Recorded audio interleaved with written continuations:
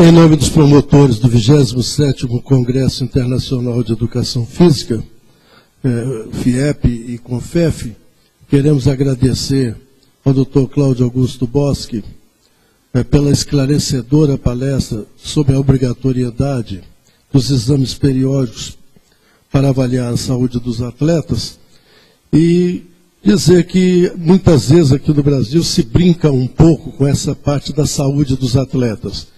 Temos verificado acontecimentos diversos em praças esportivas de atletas que até venham a falecer, venham a óbito, dentro de campo, dentro de quadra, em pista de atletismo, e isso é um esclarecimento que deve ser desenvolvido para que todos dirigentes de equipes tomem conhecimento e que cuidem melhor da saúde dos seus atletas para que possa ter atletas com melhores rendimentos. Um outro aspecto também é em relação aos concursos públicos que às vezes se faz no Brasil e que se exige o teste de aptidão física. E que para que o concorrente participe desses concursos, eles apenas exigem que um atestado médico. E o médico então dá um atestado dizendo, ateste que o senhor fulano de tal está apto a fazer atividade física. Só que o que ele vai fazer no concurso não é uma atividade física simples. Ele tem resultados para cumprir e esses resultados precisam que ele esteja adequadamente preparado para tal. Vamos fazer um teste de Cooper, fazer saltos, fazer natação, fazer várias coisas que são exigidas. Então, se brinca com a saúde da população, se brinca com a saúde dos atletas.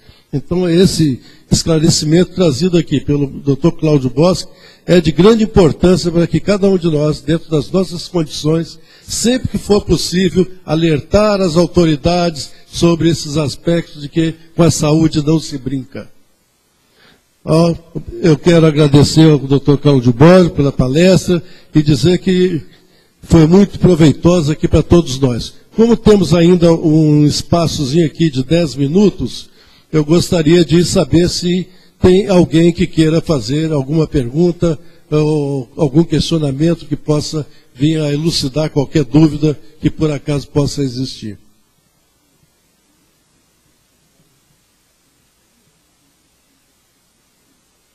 Não, temos um aqui.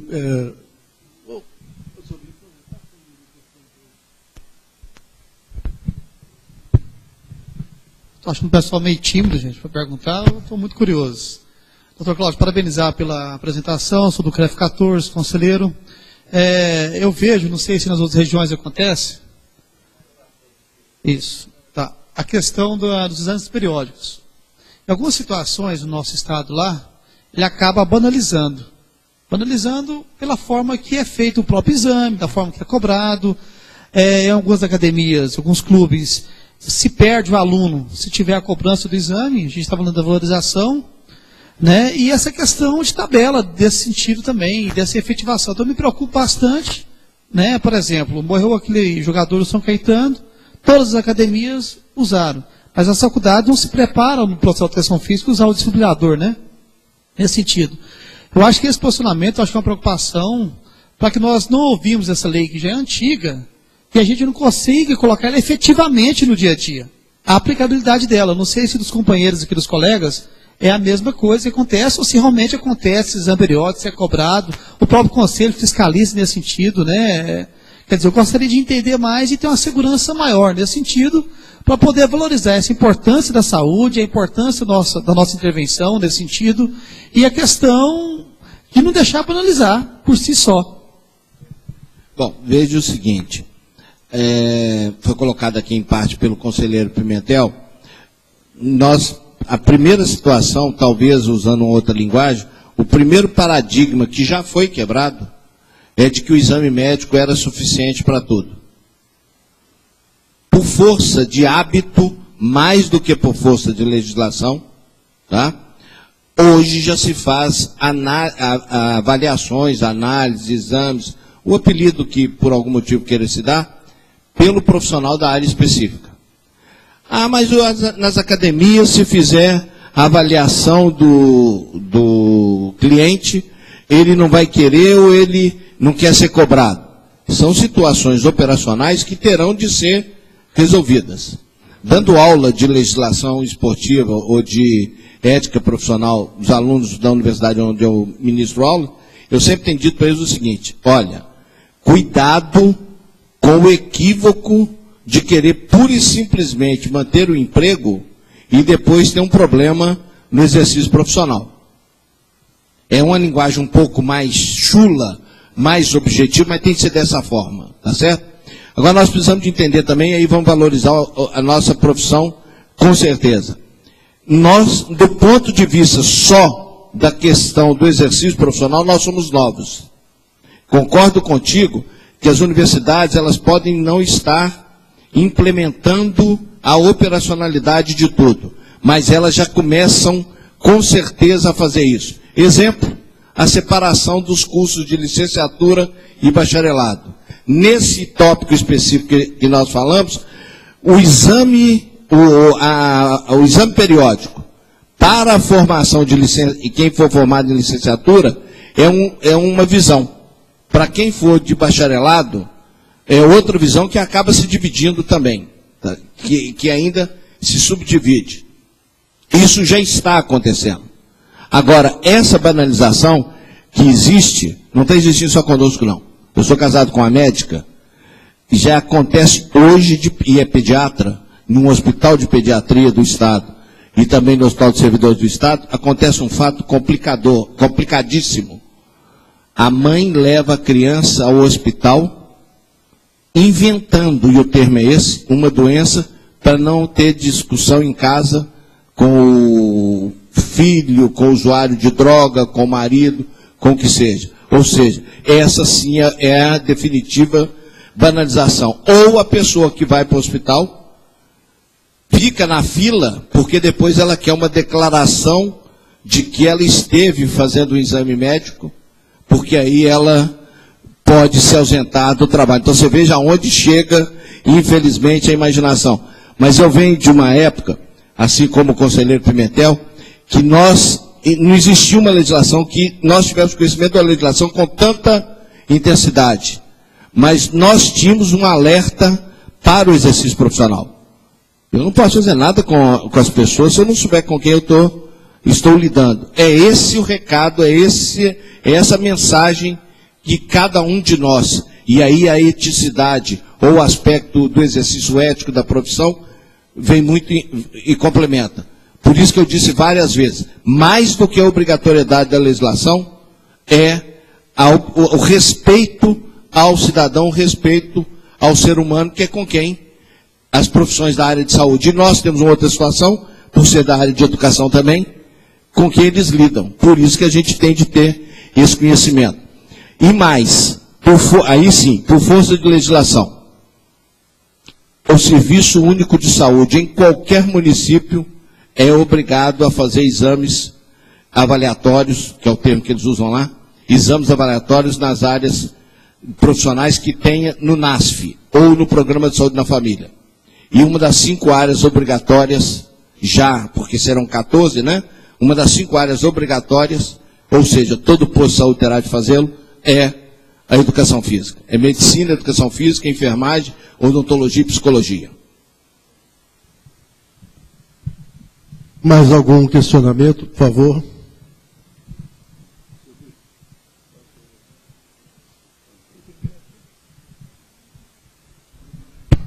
Boa tarde a todos. Francisco Pereira, sou do CREF 12, sou conselheiro do CREF 12. Já tenho escutado várias coisas aí do Bosque e tive o prazer de conhecê-lo agora pessoalmente. Parabéns pela palestra. Eu vejo essa questão de uma forma muito ampla. Não sei se... Eu me preocupo também, porque lá também em Pernambuco acontece coisa parecida. Eu não sei se eu estou sendo redundante naquilo que eu vou falar. Infelizmente eu cheguei um pouco atrasado. Mas qual seria a minha pergunta, entre outras, qual seria a competência dos conselhos regionais de maneira que pudesse orientar ou interferir, por exemplo, nos editais que acontecem nos municípios ou no Estado, né? Como é que a gente poderia colocar? Outra coisa a gente fala, eu fiquei ali me perguntando, fazer exames periódicos. E aí eu fico me perguntando, periódico de quanto tempo, né? Esse periódico é o quê? Tá certo que cada um é cada um. Mas, né, o cara, periódico, aí o cara, 3 em 3 anos, 2 em 2 anos. Não sei se tem nada que defina o que é periódico. O que é periódico, né? Não sei se todo mundo está com o mesmo pensamento que o meu aqui, né? E a outra questão que bate, por exemplo, eu sou professor convidado de uma faculdade para dar aula de primeiros socorros. Eu até disse ontem aqui, eu sou major do Corpo de Bombeiros, lá do meu estado. E eu dou aula na faculdade de primeiros socorros. Quando eu terminei a faculdade, há 20 anos atrás, em 90, 21, né, eu vi que o currículo mudou muito no socorro de urgentes. Parece que é a mesma coisa. Nós conseguimos, depois de muito conhecimento, introduzir na faculdade, lá, um kit. Eu não sei se a faculdade de vocês tem, mas lá não tinha. Então, a gente está trabalhando com atividade física, a gente está fazendo e trabalhando não somente para formar, mas fazendo também atividade física lá. Porque todos os alunos têm aulas práticas de várias coisas. E a gente estava falando de primeiro socorro e aí a questão era logo assim, professor, mas aqui tem? Eu digo, tem não. Né? Tem não. Aqui tem não. Aqui tem desfibrilador, tem não. Então, e nós conseguimos, através da diretora da faculdade, introduzir um kit básico, elencamos o que era essencial, colocamos lá, hoje já funciona, não é? Não é um material barato, é um material caro. Eu não sei também se o CREF pode orientar ou interferir, por exemplo, nesses lugares, né? Academias, lá está tendo uma coisa nesse sentido, porque existe uma lei municipal, eu não sei se tem nos outros estados, que já diz que a partir de tantas pessoas juntas é obrigatório ter um desfibrilador, um DEA. Hoje lá só se começa um jogo de futebol se tiver a equipe médica e o DEA. E para quem conhece, alguém já usou DEA aqui? Só para a gente ter uma ideia, alguém já usou DEA? Né?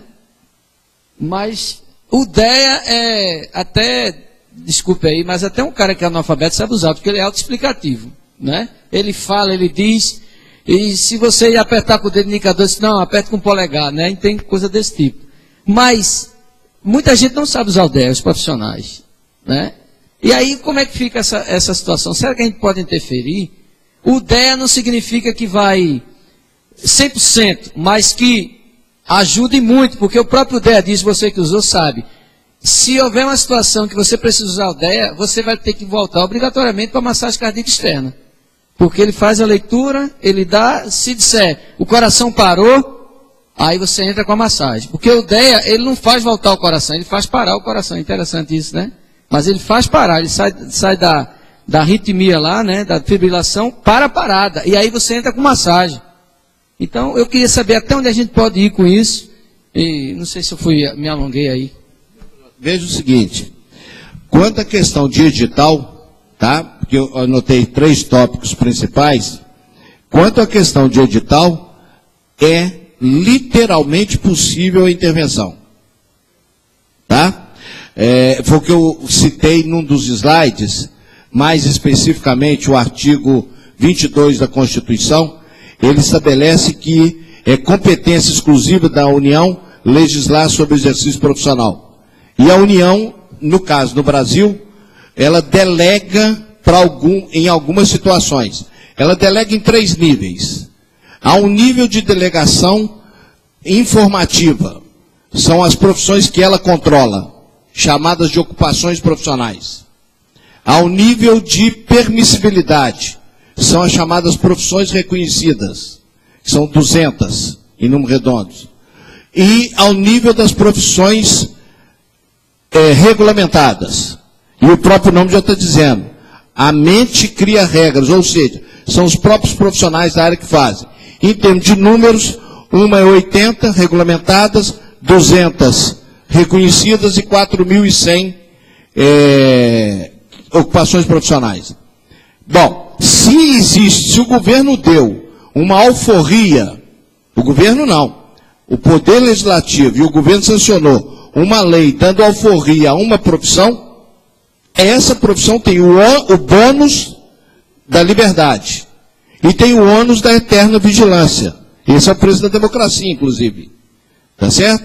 Então, pode intervir sim. Pode intervir, inclusive, na própria questão da redação do edital.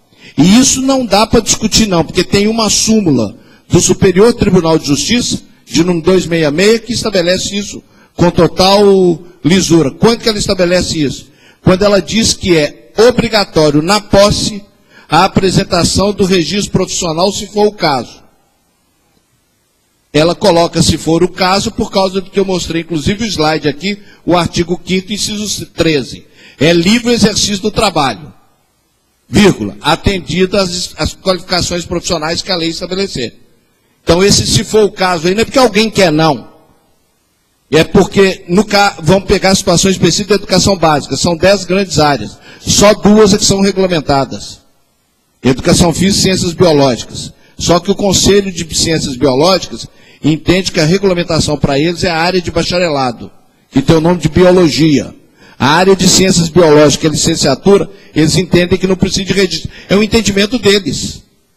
O entendimento do sistema conciliar de regulação do exercício profissional em atividades físicas, desportivas, recreativas e similares, chamado de sistema CONFEF e CREFT, entendeu que é necessário o registro. Então, essa interferência existe. E hoje, pacificadamente, que é um termo técnico, ou seja, rotineiramente, a Justiça tem aceito essa questão. Pode não aceitar na primeira instância, mas na instância imediata, revisora, que é a segunda instância, isso é fato consumado. Tá? E com mais uma observação. Tal qual o estágio na formação acadêmica universitária, o edital anulado, a parte anulada do edital anula todos os efeitos dele. Então, mesmo que tenha ocorrido a contratação, se ela foi feita de forma irregular, ela é passível de se tornar nula. É nulidade mesmo, é como se não tivesse existido. A segunda questão que você coloca, qual é a periodicidade? Eu vou te responder, e você me permita a singeleza, é a mesma periodicidade que nós estabelecemos quando fazemos um planejamento de treinamento. É a mesma. Porque nós é que temos conhecimento para dizer qual é a periodicidade. Certo? É a mesma coisa quando a gente vai ao médico, e o médico cardiologista vira e fala assim, olha, agora você vai voltar daqui 60 dias. É porque ele achou que 60 dias é que é o prazo necessário. Então, esse exame periódico, cabe a quem entende dele fazê-lo. Ah, nós podemos forçar, e vamos para o lado concreto, nós podemos forçar na área do nosso exercício da educação básica, nós podemos forçar a escola a fazer isso? Se nós não pudéssemos forçar, nós podemos, e temos a obrigação, o dever de cuidado, de alertar a autoridade escolar sobre isso. Olha, é necessário fazer um exame periódico de 6 em 6 meses dos alunos quando eles chegarem da atividade para a atividade escolar. A mesma coisa acontece. Não é verdadeiro dizer que o empregado só faz um exame médico para ser admitido. Cada vez que ele se ausentar da empresa por um período superior a 1 semana, ele tem que fazer o exame na volta. Isso acontece na prática? Não. Tá certo? Então, a periodicidade é aquela que o profissional da área estabelecer. Óbvio, dentro de alguns parâmetros. Aí você vai me perguntar, poderia complementar a pergunta. O conselho pode estabelecer isso? Ele pode recomendar. Por isso que se chama orientações. Ou talvez até a figura que também foi mostrado no slide, das ordenações. Porque nesse aspecto, o rei dessa história, e rei aí é na figura da majestade, aquela pessoa que está acima das outras, por algum motivo, seja como no Império do Oriente, do Japão, que o imperador era o filho de Deus, basta dizer que a população não podia vê-lo, tanto era assim que a assinatura da capitulação do Japão não foi assinada pelo imperador, foi assinada pelo chanceler, porque ele não se rendia a um ser humano. Tá certo? Então quem foi lá assinar foi o chanceler. Da mesma forma, quem é a majestade nesse aspecto? As pessoas detentoras do conhecimento e do controle do exercício profissional. E se elas excederem, corta-lhe a cabeça. Daí a famosa história da crendice de que na Inglaterra não tem Constituição. Tem. Chama-se Bill of Rights. Escritos para Bill. Bill era o apelido do rei, que não concordou com aquilo e cortaram a cabeça dele. A queda da Bastilha na França é exatamente a mesma coisa. Óbvio que eu estou usando a figura aí do corte da cabeça como, obviamente, figurativo. Tá certo? A terceira colocação que você fez. Kit de socorros. Ah, bom, anteriormente, na periodicidade da escola eu falei. Agora, e a periodicidade para academias e outros locais que não seja a escola? Responsabilidade nossa. Aí sim, os Conselhos Regionais de Educação Física e o Conselho Federal poderão estabelecer orientação alternativa. O Conselho de Medicina faz isso. O Conselho de Medicina, o manual de fiscalização deles é para usar um termo exato, é um calhamaço. Tem inclusive qual é o tamanho, a altura que o laboratório tem de ter, se o laboratório tiver isso, aquilo outro. Poderemos chegar a essa situação? Se houver uma necessidade ou uma situação, sim. Tá? Só não podemos fazer para a escola de educação básica. Porque, de acordo com o artigo 205 da Constituição Federal, a educação é um direito de todos, dever e obrigação da sociedade e da família. As outras atividades todas não são direito de todos. E não é obrigação da família. Pode até ser direito de todos, mas não é obrigação da família. Família aí, no sentido da menor célula existente que mata a fome das pessoas. Não é a fome alimentar, é a fome de aonde morar, aonde viver, aonde educar, aonde procriar. Tá? Na situação, então, do kit de socorros. Pode o Conselho sugerir isso às instituições de ensino? Pode. Só que ele não tem poder de determinação. Porque, também, voltando à legislação, quem tem o poder, o artigo 207 da Constituição, declara a autonomia universitária nos aspectos administrativos e acadêmicos. Não confundir autonomia com soberania. É exatamente porque não diz soberania, é que o Conselho pode recomendar.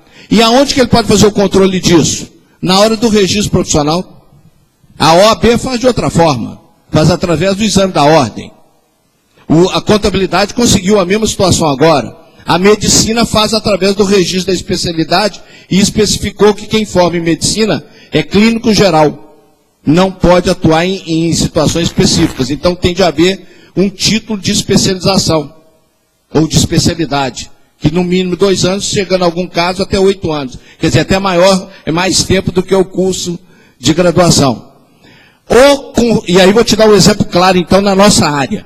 O CONFEF estabeleceu, de uma forma muito elegante, de que o conhecimento sobre ética profissional é condição sine qua non, ou a condição sem a qual não poderá haver o registro. E para não ter dúvida, o primeiro ato dele, ato público, foi a realização de um seminário sobre ética profissional, sobre ética. E foi depois a sanção do Código de Ética do Profissional de Educação Física. Em respeito aos nossos internautas, eu vou pedir aqui que seja lido os questionamentos que chegaram ao nosso conhecimento. Tá. De Belo Horizonte, informando que locais com frequência acima de 1.000 usuários, clubes, academias e shows, já existe uma lei municipal. Joubert, do Maranhão, ele está questionando se não é a falta de qualificação dos profissionais que os coloca com medo de exigir os atestados médicos, e que não seria então o caso do CONFEF lutar por uma prova como a OAB para qualificar melhor os profissionais. E aqui de Foz do Iguaçu, uma profissional dizendo que, no entender dela, o licenciado pode atuar na área de saúde.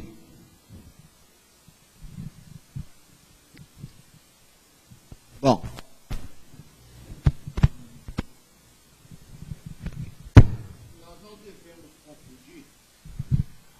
nós não devemos confundir a questão de qualificação com medo. Tá? Pode ser uma pessoa qualificada e que pode ter medo também, pode ter receio, enfim, uma série de situações. Eu continuo, mas estou dando a resposta de nível pessoal, tá? Até porque é a resposta do expositor. Eu não acredito que o profissional por não ter qualificação, ele passa a ter medo do fazer. Porque com o volume de informações e de possibilidade de informações hoje existentes, ele terá a condição de ter o mínimo de informações. Foi acabado de dizer aqui à frente que o aparelho de desfibrador é um equipamento que ele é autodidático, vamos dizer assim. Então, qual o medo que alguém vai ter de um aparelho que, se você apertar com um dedo, ele vai indicar que aquele toque está errado, que tem que ser feito outro toque? Eu não acredito, particularmente eu não acredito nessa situação. E precisamos de lembrar o porquê que existe o exame da OAB, ou o exame, a ordem dos advogados. É porque pela Constituição de 88, o advogado foi considerado peça vital ao exercício do direito. E como tal, no artigo 5º e no artigo 37, principalmente o 37, diz que a assunção a qualquer atividade do poder público far-se-á por concurso. É por isso que para ser funcionário precisa fazer concurso. Então, como advogado, ainda que de forma privativa ou de forma privada, porque ele pode não receber remuneração, ele não tem a remuneração, mas para ele ter acesso à condição do chamado operador do direito, ele tem de prestar um concurso. O que houve é que pode ser que esse concurso tenha sido desvirtuado ao longo dos tempos. Só como informação, agora está no jornal que o concurso da OAB agora recente, final do ano passado e início desse ano, já houve um volume de aprovação maior do que o anterior. Ah, mas então por que na contabilidade isso passou a existir? O legislador brasileiro só permitiu que na contabilidade isso também acontecesse, porque de acordo com uma mudança que houve no Código Tributário Nacional, a figura do contabilista, do técnico de contabilidade, é condição sine qua non para a atuação das empresas jurídicas e assemelhadas junto ao imposto de renda. Então tem sempre um outro motivo que não é especificamente o motivo do exercício profissional. Porque eu não tenho a menor dúvida em afirmar o que eu vou afirmar em seguida. Se a questão fosse só do exercício profissional, a medicina já tinha criado. Alguém não sabe, é tradição no Brasil que entre 25% e 30% dos parlamentares federais tenham formação médica. Então eles poderiam já ter criado o exame. Como que eles resolveram o problema? Já que lá é uma questão do exercício profissional. Eu citei há pouco. Eles criaram a figura do título de especialidade, que não precisa de lei federal, estadual ou municipal para isso, porque isso é um poder que a lei que regulou a profissão de medicina deu ao Conselho Federal de Medicina.